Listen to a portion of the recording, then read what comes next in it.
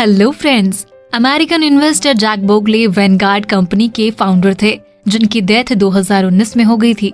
उन्होंने एक बार पैसों के बारे में एक ऐसी स्टोरी सुनाई जो कुछ ऐसा बताती है, जिसके बारे में हम ज्यादा नहीं सोचते। एक बार बिलियनियर्स की पार्टी में ऑथर जोसेफ हेलर से एक व्यक्ति ने कहा कि मेरा दोस्त जो एक फंड का मैनेजर है, उसने एक ही दिन में इतने पैसे कमाए हैं जितने आपने अपनी फेमस नॉवेल कैच 22 से लाइफ टाइम में भी नहीं कमाए होंगे। इस पर ऑथर जोसेफ हेलर ने उसे कहा कि हाँ, लेकिन मेरे पास वो है जो आपके पास कभी नहीं होगा, और वो है पर्याप्त। अमेरिकन इन्वेस्टर जैक बोगले इस वर्ड के सिंपल एक्सप्रेशन से दंग रह गए, जिसके दो कारण हैं। पहला, क्योंकि उन्हें खुद लाइफ में बहुत कुछ मिला है, और दूसरा क्योंकि जोसेफ हेलर ने जो कहा वो एकदम सही था। हमारी एक सोसाइटी के हिस्से के लिए जिसमें हमसे काफी रिच और पावरफुल लोग शामिल हैं, आजकल कोई लिमिटेशन ही नहीं है जो सफिशिएंसी को बता सके। दोस्तों, आइए मैं आपको हमारे पास पर्याप्त ना होने के खतरों का एक एग्जाम्पल देती हूँ और देखते हैं इससे हमें क्या सीख मिलती है। दोस्तों, रजत गुप्ता का जन्म कोलकाता में हुआ और बचपन में ही वे अनाथ हो गए। उनका बचपन गरीबी में ही गुजरा, लेकिन रजत गुप्ता ने आगे चलकर जो अचीवमेंट हासिल की वो बहुत अमेजिंग है। 45 की एज में रजत गुप्ता मैकेंसे कंपनी के CEO बन गए, जो वर्ल्ड की सबसे जानी मानी कंसल्टिंग फर्म है। वे 2007 में रिटायर हुए, जिसके बाद उन्होंने यूनाइटेड नेशन और वर्ल्ड इकोनॉमिक फोरम में मेन रोल निभाया। उन्होंने सोशल सर्विस में बिल गेट्स के साथ पार्टनरशिप की। वे 5 और पब्लिक कंपनियों के बोर्ड ऑफ डायरेक्टर थे।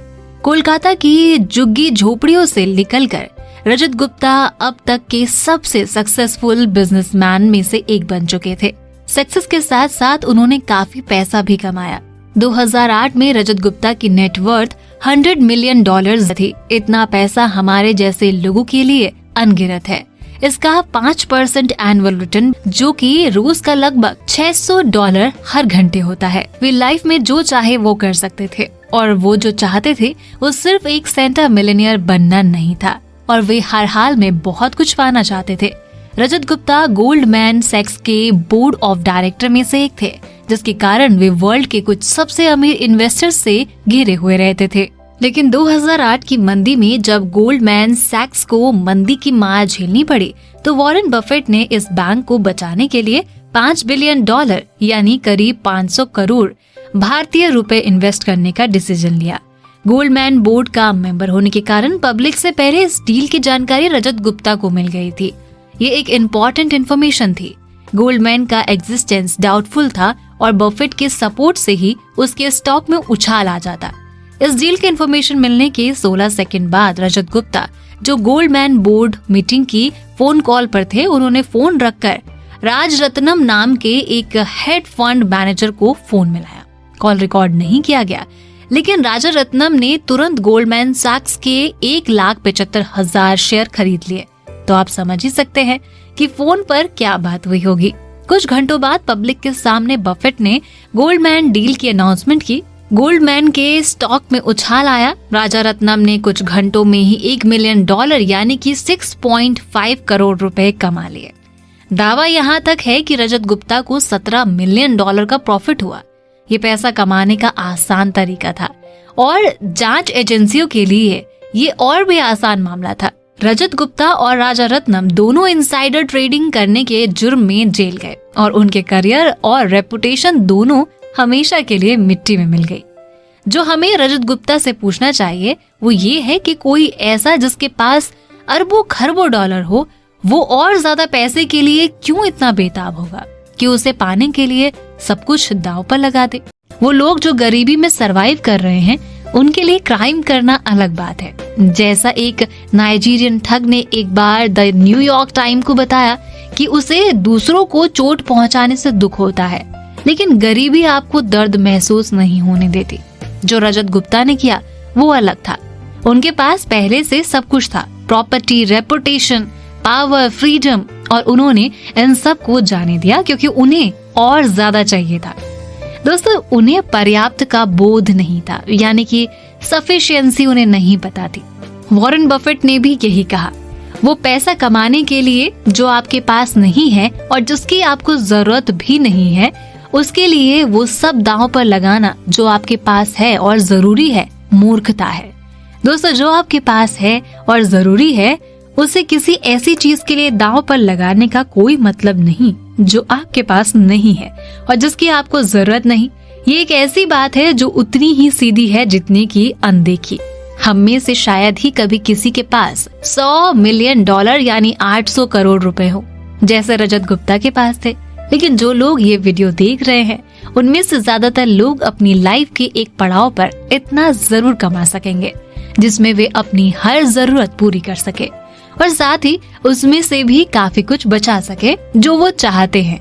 अगर आप उनमें से एक है तो ये 4 बातें याद रखें। नंबर 1, सबसे कठिन फाइनेंशियल स्किल्स गोल पोस्ट को चलने से रोकना। ये सबसे इम्पोर्टेंट भी है। अगर रिजल्ट्स के साथ उम्मीद बढ़ती रहे तो ज्यादा पाने की लालसा का कोई मतलब नहीं, क्योंकि अगर ज्यादा कोशिश के बाद आप फिर वैसा ही महसूस करेंगे और ये रिस्की भी हो जाता है। दोस्तों, जब ज्यादा पैसा, ज्यादा ताकत, ज्यादा रेपुटेशन सेटिस्फैक्शन से ज्यादा डिजायर को बढ़ाता है, उस सिचुएशन में आगे बढ़ाया हुआ एक कदम गोल पोस्ट को 2 और कदम आगे धकेल देता है। आपको लगता है जैसे आप पीछे छूट रहे हैं और स्पीड बनाए रखने का एक तरीका और ज्यादा रिस्क उठाना। अपने दोस्तों से आगे बढ़ने का जुनून सक्सेस के लिए जरूरी हो सकता है, लेकिन पर्याप्त की फीलिंग ना होने से लाइफ में कुछ मजा नहीं है। खुशी, जैसा कि कहा जाता है, उम्मीदों के बिना नतीजे हैं। नंबर 2, असल प्रॉब्लम सोशल कंपैरिजन है। एक नए क्रिकेट खिलाड़ी के बारे में सोचिए जो हर साल 50 लाख रुपए कमाता है। वो हर तरह से अमीर है, लेकिन मान लीजिए कि अगर वो उसी टीम के लिए खेलता है जिसके लिए विराट कोहली खेलते हैं, जिसकी नेट वर्थ 1000 करोड़ रुपए से ज्यादा है, जिनकी मंथली इनकम 4 करोड़ रुपए है, लेकिन दुनिया के 10 सबसे ज्यादा कमाई करने वाले एथलीट में विराट कोहली टॉप 10 में भी शामिल नहीं है। शायद इस लिस्ट से वो अपनी इनकम का कंपैरिजन करते होंगे। वहीं 1-2 हजार करोड़ तो शेयर मार्केट में बड़े इन्वेस्टर 1-2 सौदों में ही कमा लेते हैं। जैसे स्टॉक एक्सचेंज पर लिस्टिंग के पहले दिन ही जोमैटो ने 1 लाख करोड़ रुपए के मार्केट कैप को भी छू लिया था। ये टॉप इन्वेस्टर वॉरेन बफेट जैसे किसी से इंस्पायर हो सकते हैं जिनकी प्राइवेट प्रॉपर्टी 2011 में $11 बिलियन बढ़ गई। बफेट के जैसा कोई शायद जेफ बेजो से इंस्पायर हो सकता है जिनकी नेटवर्थ 2021 में $24 बिलियन बढ़ गई। एक ऐसे इनकम जिसका हर मिनट अमीर क्रिकेट खिलाड़ी की पूरी साल की कमाई से ज्यादा है। दोस्तों, मुद्दा ये है कि सोशल कंपैरिजन की छत इतनी ऊंची है कि कोई इसे नहीं छू पाएगा। इसका मतलब ये है कि ये एक ऐसी लड़ाई है जिसे कभी जीता नहीं जा सकता, या फिर जीतने का एक तरीका ये भी है कि इसे कभी लड़ा ही न जाए और ये मान लिया जाए कि आपके पास पर्याप्त है, फिर चाहे वो दूसरे के मुकाबले कम ही क्यों ना हो। जैसे कैसीनो में जीतने का सिर्फ एक तरीका है, वो ये कि जैसे ही आप अंदर आए वापस बाहर निकल जाए। और ठीक इसी तरह दूसरे की प्रॉपर्टी से कंपैरिजन करने का गेम भी काम करता है। नंबर 3, पर्याप्त बहुत कम नहीं होता। अपने पास पर्याप्त है ये सोचना हमारे लिए कठिन लग सकता है। पर्याप्त का मतलब ये समझना कि इससे ज्यादा की भूख आपको पछतावा करने पर लाकर खड़ा कर देगी। दोस्तों, ये जानने का एकमात्र तरीका कि आप कितना खाना खा सकते हैं यही है कि आप तब तक खाना खाएं जब तक बीमार ना पड़ जाए। कुछ ही लोग ऐसा करते हैं क्योंकि उल्टी करने की तकलीफ खाने के स्वाद से ज्यादा होती है, लेकिन किसी वजह से ये लॉजिक बिजनेस और इन्वेस्ट में नहीं चलता और ज्यादातर लोग तब जाकर रुकते हैं जब वे टूट जाएं या रुकने पर मजबूर हो जाएं। दूसरी तरफ दुनिया में रजत गुप्ता जैसे लोग हैं जो चोरी करने पर उतर आते हैं क्योंकि उन्हें लगता है कि बिना नतीजे की परवाह किए हर डॉलर हासिल करना जरूरी है। जो भी हो, लालच पहले भी बुरी बला थी और आगे भी रहेगी। नंबर 4, बहुत सी चीजें रिस्क में डालने लायक नहीं होती, चाहे प्रॉफिट कितना ही ज्यादा हो। जेल से रिहा होने के बाद रजत गुप्ता ने द न्यूयॉर्क टाइम को बताया कि उन्होंने एक सीख पाई है, कभी भी किसी चीज से हद से ज्यादा नहीं चाहना चाहिए। और उन्होंने कहा, मैं अब इस बारे में सोचता हूँ इससे क्या फर्क पड़ता है। ठीक है, जो हुआ उसमें मेरी रेपुटेशन खत्म कर दी और ये तभी तकलीफ देता है अगर मैं अपनी रेपुटेशन से बहुत लगाव रखता हूँ। दोस्तों, ये शायद उनके एक्सपीरियंस से लिया जाने वाला सबसे खराब सबक है। ये एक ऐसे आदमी का खुद को तसल्ली देने के लिए बहाना है जो अपनी रेपुटेशन वापस चाहता है, लेकिन अब वो जा चुकी है। दोस्तों, रेपुटेशन प्राइसलेस है, फ्रीडम प्राइसलेस है, फैमिली और फ्रेंड प्राइसलेस है। जिन्हें आप प्यार करते हैं उनसे प्यार पाना प्राइसलेस है, साथ ही हैप्पीनेस प्राइसलेस है। और इन सबको बनाए रखने का सबसे अच्छा तरीका ये जानना कि कब आपको ये रिस्क उठाना बंद कर देना चाहिए जो इन्हें नुकसान पहुंचाते हैं। ये जानना कि कब आपके पास पर्याप्त है। तो दोस्तों, बाकी की बातें टू बी कंटिन्यूड। साथ ही अगर आप शेयर मार्केट में पैसा इन्वेस्ट करना चाहते हैं और अभी तक आपके पास डीमैट अकाउंट नहीं है या बहुत ज्यादा ब्रोकरेज से परेशान है, तो देश के सबसे अच्छे, बड़े और भरोसेमंद ब्रोकरेज फर्म ज़ीरोधा, अपस्टॉक्स और एंजल ब्रोकिंग का लिंक इस वीडियो के डिस्क्रिप्शन में है। आज ही अपना डीमैट अकाउंट ओपन करें, जहां पर आपको ब्रोकरेज मैक्सिमम 20 रुपए ही लगेगा। इतनी चीपेस्ट ब्रोकरेज रेट और सेफ्टी और कहीं नहीं मिलेगी। दोस्तों, ये बातें मैंने आपको the psychology of money book से बताई हैं, जो डिटेल में सिखाती हैं कि हम अपने पैसे को कैसे मैनेज कर सकते हैं, वो भी लाइफ को एंजॉय करके। सो आप ये सारी बातें सीखना चाहते हो तो डिस्क्रिप्शन में जाकर बुक खरीद सकते हो। और अगर आप इसी बुक पर अगला पार्ट देखना चाहते हो तो मुझे कमेंट करके जरूर बताइए।